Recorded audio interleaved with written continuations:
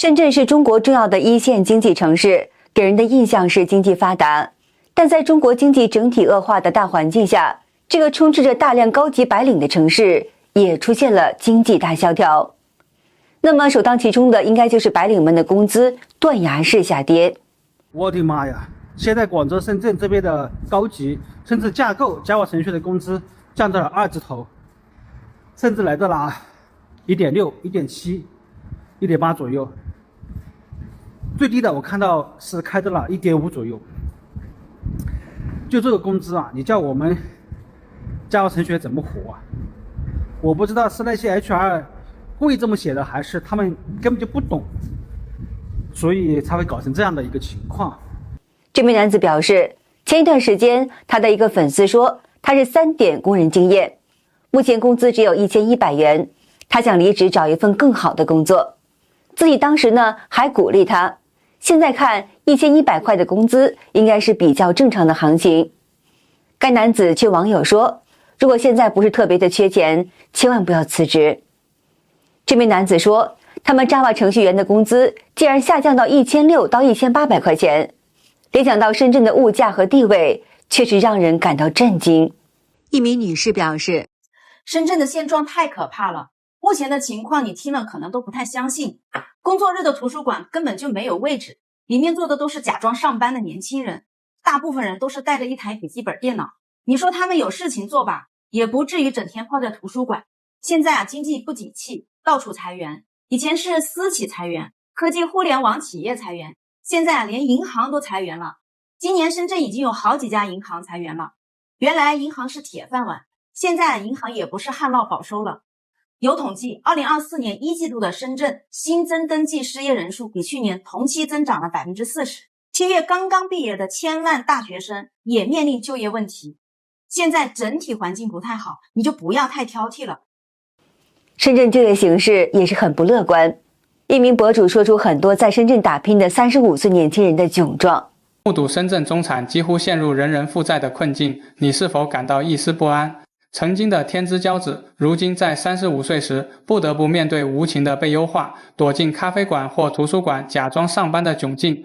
他们还面临着更可怕的现实，无人快递、无人外卖的兴起，连快递、外卖都要被取代。互联网大厂利用 AI 和 ChatGPT 缩减人力需求，劳动密集型岗位岌岌可危。网传深圳失业的中年白领投出3000份简历，却一个面试也没收到。我饭都没吃，来这里面试。大学生的命就不是命了，对吧？面试邀约上面我写的18岁，他让我来面试，跑好远呐，光地铁我就花了6块钱。跟我搞一句说我们这里不要你6年的，那你面试的时候就跟我说啊，做的太不应该了，我应该不招你6的，你应该早点跟我说嘛。我饭都没吃，就回去还有一堆事。在经济不断下滑的情况之下，深圳街头也有很多店铺关门。1、2、3、4、5、6、7、8、9，前面就不数了，你们自己看，没有一家亮灯的。店的开，你们自己看一下，有几家店开门的。大店铺关门，因为客源少，难以维持开支，可以理解。但是就连街边的美食关东煮等比较便宜的小吃都是不好卖了。关东煮又倒下了，卖了5个多小时，还有4大锅，今天晚上又要倒掉吧？废了，今晚又要倒掉吧？提拉米苏小哥在那个位置已经10几天没看到了，鸭头也卖不完，也要倒闭了。动都没带动的，整个菜板都是白的，倒下了。一晚上卖1个烤番薯，倒下了，全部倒下了，哪有生意啊？都卖个30、50块钱的，有必要再坚持下去吗？一名男子表示：“我怎么感觉这深圳又回到20年前了呢？到处都是地摊了。”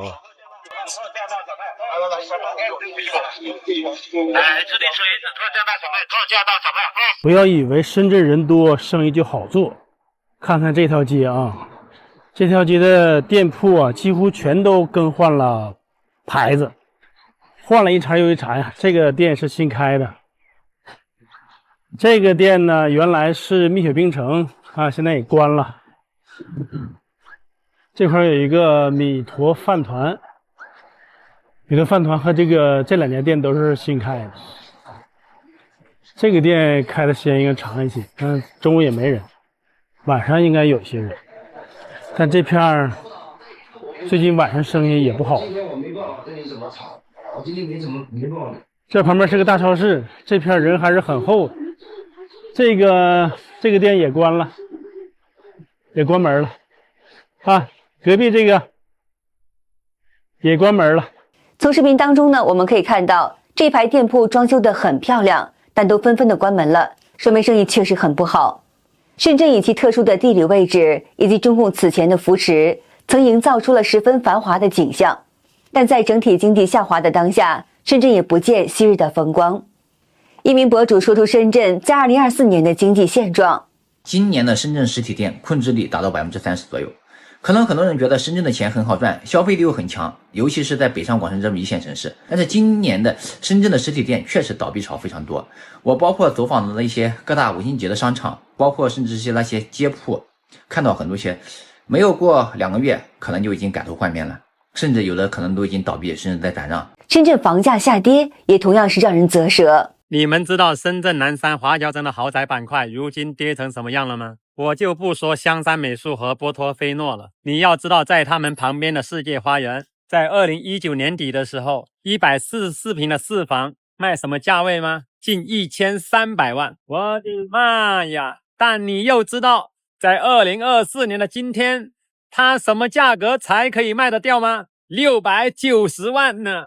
如今这里的指导价还要接近6万多块，但是呢，这个价格如果成交是4万7一平，关键呢，这房子现在还没卖出去，这业主呢还有将近700万的贷款要去还呢。我们那些还在吹嘘南山是宇宙中心的人，说深圳房价马上要暴涨那些人，我就想问一下，你们的良心会不会痛？会不会痛啊？深圳房价下跌的十分的严重。我有一个朋友2021年2月在深圳旭飞花园480万买了套43.38平方的一房一厅，在2024年11月只卖了176万，房价亏了304万，利息、中介费、税费亏了70万，谁预测能挣到他亏的380万？这是很多深圳房主的缩影。一名女博主介绍说，深圳炒房客以前有多风光，现在就有多凄惨。一名90年出生的女士在深圳的会展中心从事金融行业。2018年的时候呢，就在福田上梅岭汇龙花园花450个买了一套小两房，然后呢又在太古城花了1700个买了一套89平米的复式。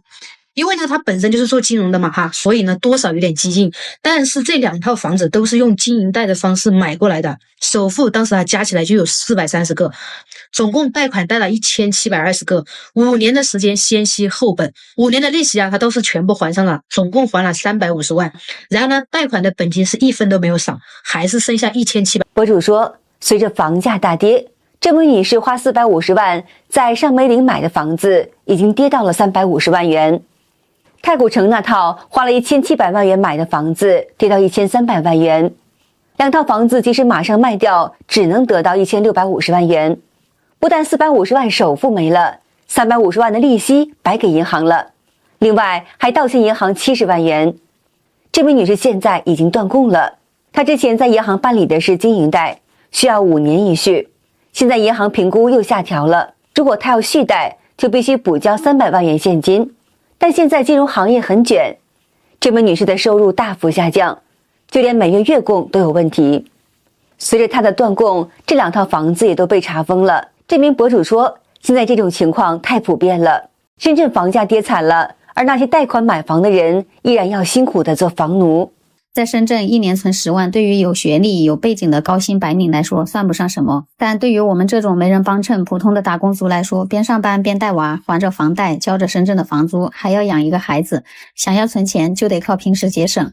今年把女儿的钢琴课和画画课都停掉了，现在只剩下拉丁舞、英语和思维课了，1个月平均1500块，平时的日常开销也控制在3000块以内。都是在家做饭吃，很少点外卖，也不下馆子。房贷加房租是8000，大概算了一下，每个月平均的开销在15000左右。我俩工资加起来只有2万，勉强可以存5000块。再就是副业的收入，另外把女儿这几年的压岁钱全拿出来了，凑了10万块。我们选择的降低月供，虽然这1年很不容易，但是看到在减少的房贷，心里也是开心的。这是一名底层百姓的辛酸日常。去干手工活，2个小时拿了30块钱，买猪肉和白菜，来这个挂壁房，准备做饭吃了。把猪肉放进去煮一下消毒，葱姜撒到上面，电磁炉开关打开，水烧开了，把肉翻过来，再煮2分钟，一个人吃点饭应该够了。把盖子一压下去，猪肉已经切好了，闻着味道美味好香啊！没有东西装菜，就用这个红袋子装白菜，用这个老坛酸菜泡面盒装肉，葱姜用来做调料蘸酱，把它放到碗里面，放点豆豉油辣椒到这个调料蘸酱里面，这豆豉都吃完了，好像没有了，把它搅均匀。这顿饭也是很多底层百姓真实生活的写照。在中国政府眼里，深圳依然是那么繁花似锦。从中国广东省政府官网显示，据广东省地区生产总值统一核算结果，2024年前3季度，深圳市生产总值是25934.28亿元，按照不变价格计算，同比增长了5.4%。2024年1月到11月，深圳市社会消费品零售总额实现9682.9亿元，同比增长了1.5%。广东省政府称，深圳的国际都市热度爆表。但从上述视频当中，我们却看到了和中共口中不一样的深圳。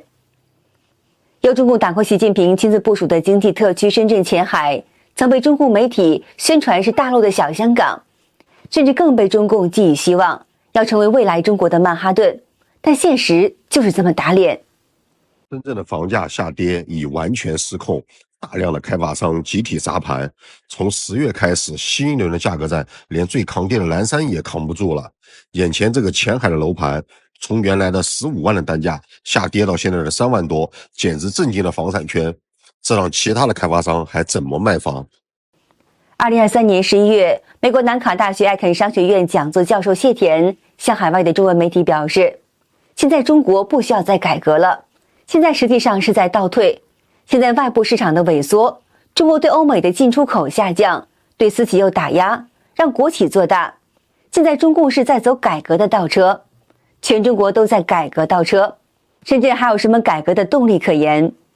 谢田分析说，经济特区之所以能够成为特区，成为繁荣的地方，是他们最早有了那种特殊的政策，把它当作比如是一个自由的贸易区，或自由的关税区，或者自由进出口区这些东西。